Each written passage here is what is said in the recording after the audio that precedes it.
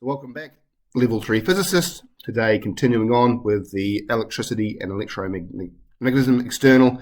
Today, looking at alternating current. So, AC circuits. So, AC, or alternating currents, are generated within a conductor rotating in a magnetic field, basically an AC generator. So that means that the AC current that's formed is also in the form of a sine wave, mimicking the circular motion or rotational motion of the conductor as it moves within the magnetic field. Therefore, AC circuits can be described in terms of frequency in hertz, which is the number of oscillations per second, okay, the changing of the current, how much times it happens per second.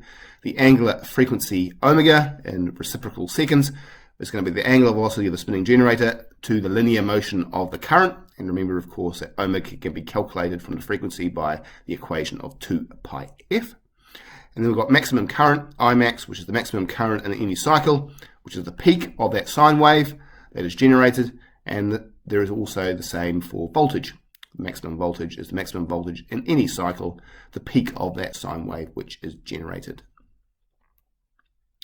So in terms of the power dissipated by resistors, now in AC circuits, the current and voltage are not always constant. Well, they aren't constant, they change over time. So therefore, the power dissipated by a resistor in AC is going to also change. So at any point, the power will be the current squared times the resistance. But because we're dealing with a sine wave now, the current is going to be the maximum current times sine omega t. Therefore, if we substitute that in, the power now in an AC circuit will be the maximum current squared times the resistance sine squared omega t, and the power will always be positive, as the sine squared omega t functionality will always be between 0 and 1.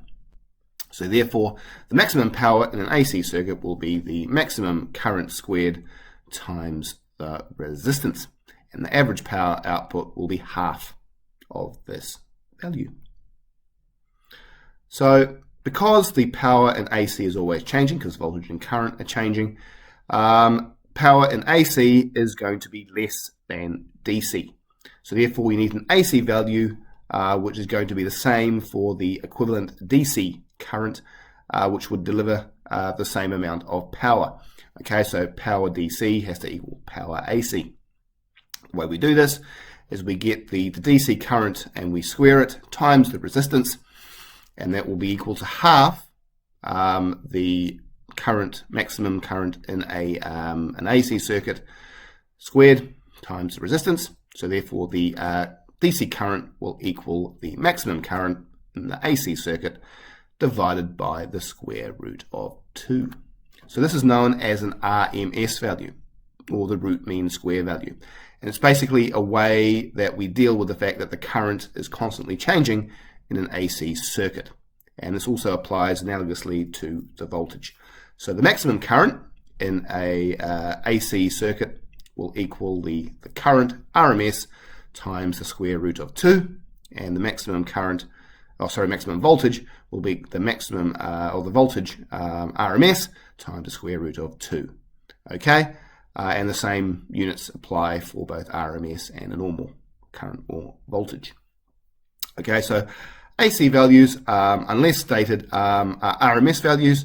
So analogously, you can use Ohm's law. So RMS, the voltage equals the current RMS times the resistance, and you can also use it for power. So RMS power equals voltage RMS times the current RMS.